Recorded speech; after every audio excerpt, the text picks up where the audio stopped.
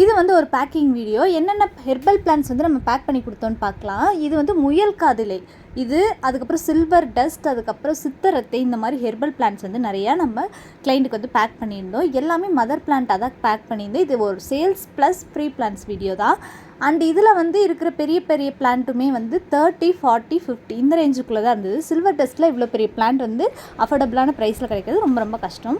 So யாருக்காவது தேவைப்படுது அப்படின்னா எனக்கு வாட்ஸ்அப்பில் காண்டாக்ட் பண்ணி வாங்கிக்கோங்க. ரோஸ்மெரி பிளான்ட்டில் இருந்த மண், அதுக்கப்புறம் சித்திரத்தை, இதில் இருக்க எல்லாத்தோட சாயிலுமே நான் ரிமூவ் பண்ணிட்டேன். வை பிகாஸ் இது எல்லாத்தையும் ஒருத்தருக்கு கொரியர் போடுறதுனால அவங்களுக்கு கொரியர் சார்ஜஸ் வந்து அதிகமாகிடக்கூடாதுன்றத மைண்டில் வச்சுட்டு எல்லாத்தையுமே ரிமூவ் பண்ணியிருந்தேன். மண் நிறைய எடுக்கிற மாதிரியாக இருந்தது. அப்படியே போட்டிருந்தோம்னா டபுள் ட்ரிபிள் கொரியர் சார்ஜஸ் வந்திருக்கும். அது போடுறது வேஸ்ட் அப்படிங்கிறனால எடுத்துட்டேன்.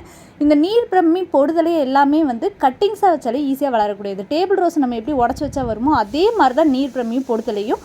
ஸோ யாருக்காவது கிடச்சிச்சு அப்படின்னா கண்டிப்பாக நட்டு வச்சு பாருங்கள். இந்த ஓமவல்லி, அதுக்கப்புறம் டேபிள் ரோஸ், அதுக்கப்புறம் டர்ட்டில் வைன், இது எதுலேயுமே நான் வந்து தண்ணி வந்து ஸ்ப்ரே பண்ணலை, அப்படியே தான் வச்சுருக்கேன். ஏன்னா தாங்க மாட்டேங்குது தண்ணி ஸ்ப்ரே பண்ணி அனுப்பணும் அப்படின்னா. ஸோ மேலே இருக்க இலைகளை மட்டும் கட் பண்ணிவிட்டு அப்படியே வந்து நான் ரேப் பண்ணியிருந்தேன். இதை வந்து நான் மண்ணில் வச்சு கொடுத்தேன் அப்படின்னா என்ன ஆகுதுன்னா இலை வந்து உடஞ்சிருது. இது ரொம்ப டக்குன்னு உடையக்கூடிய இலை அப்படிங்கிறனால டக்கு டக்குன்னு உடஞ்சிருது. ஸோ அதனால் அப்படியே நியூஸ் பேப்பரில் வச்சு நான் ரேப் பண்ணியிருக்கேன்.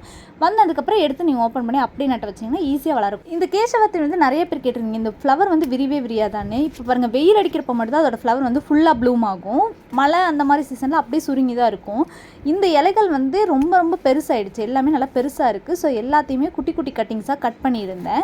35 ருபீஸ்க்கு இதோட கட்டிங்ஸ் வந்து நான் சேல் பண்ணியிருந்தேன். அதுக்கப்புறம் இந்த மாசிப்பத்திரி பிளான்ட், இது ஒன்று வச்சிங்கன்னா போதும், நிறைய ஸ்ப்ரெட் ஆகி வளர ஆரம்பிச்சிடும். அது கீழே நிலத்தில் வைங்க. அப்படிங்கிறப்ப உங்களுக்கு வந்து நிறைய பிளான்ட்ஸ் வந்து நீங்கள் இதுலேருந்து ப்ரொபகேட் பண்ணி எடுத்துக்கலாம். தொட்டியில் வச்சோம் அப்படின்னாலுமே ஃபுல்லாக சரௌண்டிங் ஃபுல்லாக எக்ஸஸாக வரும். அண்ட் இதை நிறைய பேருக்கு நான் ஃப்ரீயாக ஷேர் பண்ணியிருந்தேன். நிறைய பேர் ஃபோட்டோஸுமே அனுப்புகிறீங்க. உங்ககிட்ட நான் கொடுத்தது வளர்ந்ததுக்கப்புறம் நிறைய பேர் ஃபோட்டோஸ் அனுப்புகிறீங்க.